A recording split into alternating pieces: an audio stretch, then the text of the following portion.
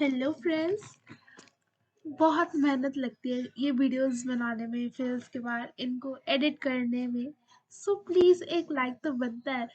Means मतलब मुझे बहुत ही मेहनत लगती है इसे बनाने में। एंड मुझे पता चलना चाहिए कि मेरी वीडियोस पे आपको मतलब समझ में आ रहा है या नहीं आ रहा। सो प्लीज़ कमेंट करा करो। मैं साइड में अपनी बुक रख कर पढ़ाती हूँ, और बुक में जहाँ पर इम्पोर्टेंट लिखा होता है मैं आपको वो भी बताती हूँ। ठीक है। सो हमने पार्ट वन कर लिया था। हमने पिछले बार करा था क्रेडिट क्या होता है। एंड आगे हमने पीछे ये भी पढ़ा था कि कितने टाइप्स ऑफ मनी होती है, राइट। कितने मॉडर्न फॉर्म्स आ गए हैं। एक क्वेश्चन इम्पोर्टेंट भी मैंने आपको बताया था, वहाँ पे आप मेरी वीडियोस में जाके देख सकते हैं। मैं इसका लिंक आपको डिस्क्रिप्शन में डाल दूंगी। ठीक है। Terms of credit.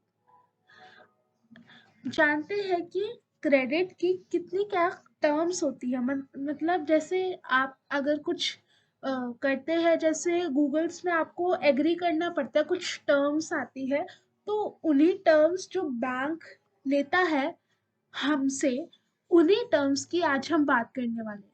पहला आता है कोलैटरल।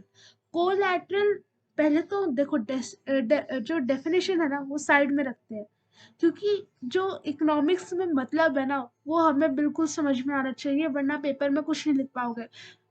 देखो, इकोनॉमिक्स में एक पहली चीज होनी चाहिए कि आपको सारा समझ में आ रहा है। दूसरी चीज होनी चाहिए कि आप कीवर्ड से ज्वाइन करके सेंटेंसेस को फ्रेम कर पा रहे हो। ठीक है। कोलैटरल का मतलब क्या होता है पहले ये जान लेते हैं। कोलैटरल एक डॉक्यूमेंट होता है जिसके अंदर कुछ क्रेडिट वगैरह लिखे होते हैं। उन क्रेडिट को हमें देना पड़ता है टू द बैंक, ताकि वो हमें लोन दे सके। ठीक है। और जो कोलैटरल होता है वो टर्म्स ऑफ क्रेडिट के एक टाइप में आता है। यहाँ पर लिखा हुआ है।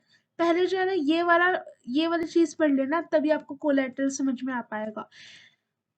Interest, interest rate, collateral and documentation required, and the mode of repayment together comprise what is called terms of credit.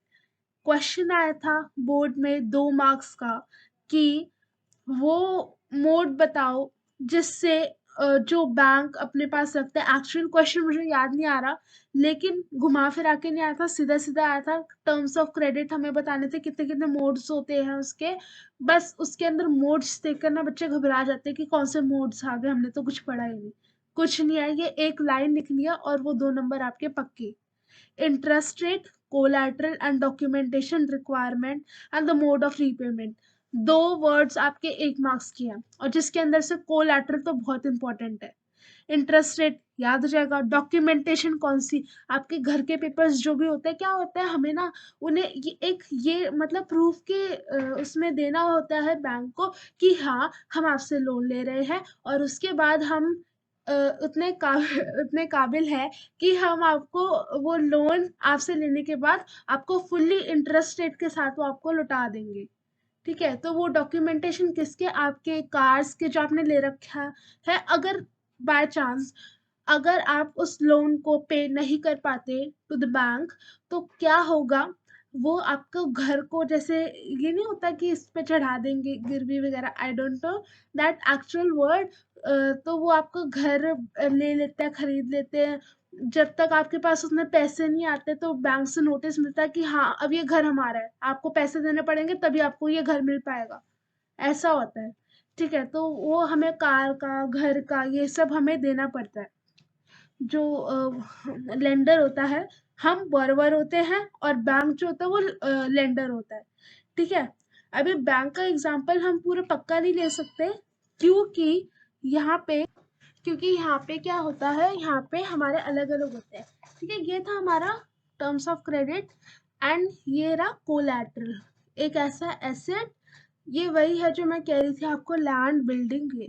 ठीक है। Bye bye.